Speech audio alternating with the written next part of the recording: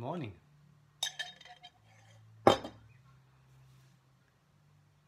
Food. Food. One of the strongest connections that we have to this physical realm, to this reality. Food is what solidifies our experience in this duality of a reality we call life. How much time do we spend around food?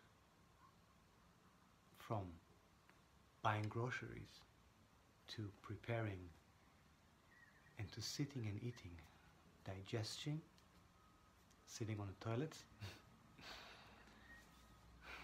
Food is a major part of our life. When I was a child, my relationship to food was very childish. And it went on throughout almost my adultery life, but definitely when I was a teenager, I still saw food as something that is necessary, and not much more than that. I had to take a break during the day, during my games, during my experiences with life, during just having fun. I literally had to break that to make space for sitting and eating. And usually it involved my mother telling me, like, right now, sit down. We had a very strict program at home. Which probably what affected me also and affected my relationship with food. And I have went throughout my life, most of my first 20 something years, having almost no relationship with food, and if any, it was a forced relationship or just somewhat a very ordinary relationship of, yeah, it's just part of life. All of that started to shift when I was asked to hold a cooking class about Israeli food, and that expanded to holding cooking classes about kosher food, and then a very specific cooking classes to the very specific Jewish holidays and Jewish traditions. And this entire thing just completely transformed my relationship with food. Of course, it had to do with the physical relationship, with me opening up to cooking and to choosing different things and to mixing different flavors and to guiding other people in doing that. But then it had to do also with the mind, with understanding what food is all about. And since I gave cooking classes and I held speeches and presentations that had to do with Israel and with Judaism, and this is involving food and the kosher, what is kosher, and that's a whole world of itself that is very much around food, I really dove into the understanding of food. And this was really important, that the mind also find some kind of a connecting point, some kind of a relationship with that physical, very basic need of a human being to feed, to eat. For the mind doesn't really need that. The mind needs the food to be broken down to its chemical basics. The mind itself is usually just living on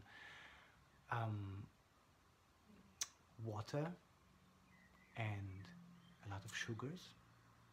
But of course the mind needs to keep the body alive, the body functioning, because it's depending on it. So it just has this entire system of analyzing what's important for the body and what is not, and of course its own understanding of that. But once me and all of you, my friends, once we start shifting that, once we start stepping beyond the mind and more into our power, claiming back the wisdom, claiming back our creatorship, creativity, and the responsibility that comes with that,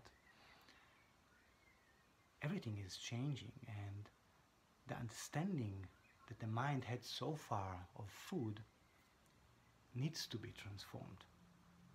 Because what we are doing is we're actually breaking down that past knowledge we had from generation to generation, from past lives, from whatever you want to call it, conditioning, our parents, society, all of it is put a structure on the brain and what the brain believes is right and is wrong for our body. And once we tackle that, well, first of all, right and wrong just goes out of the window, doesn't exist anymore. And then a new relationship needs to be built, a new relationship between body and the mind, a new relationship between body, mind and soul, and a new relationship to food. And that's what brought me to write a book. I call it the Holy Cookbook, and I'm really excited about that. I'm enjoying writing it. It opens up more corridors in my awareness about food and feeding and energy sources and of course nutrition,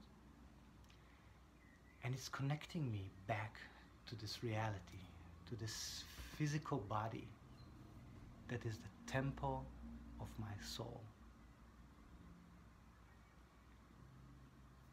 I'm happy to share my wisdom and my knowledge, my understanding of food, alongside many years of experience now, guiding other people into cooking classes, opening my own awareness and others about food, and just delving more and more into the understanding and into creating with food and nutrition, and especially after starting that journey of self-realization and opening up myself to who I was and to who I am and reshaping who I will be.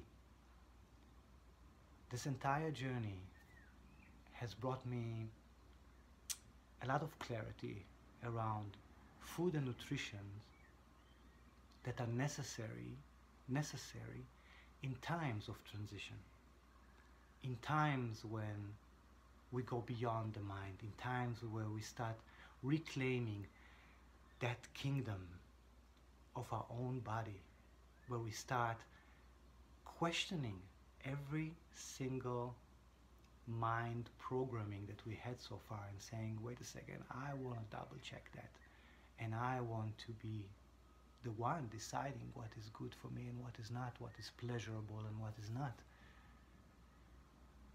And throughout my experience with that, I've tapped into clarity and knowledge that has to do with what kind of nutrition works and worked for me throughout this process, throughout self-realization. And I'd like to share that with you through that book, through the Facebook website, Facebook page that I'm putting especially for that, and through audio segments that I've recorded. I call them a sink-in empowered meditation, where I speak and share all of those experiences and wisdoms and clarities, and I really enjoy sharing it with you guys. I'm enjoying making this video about it right now, and I'm very excited, and thank you for being part of it, and stay tuned, there's so much to come.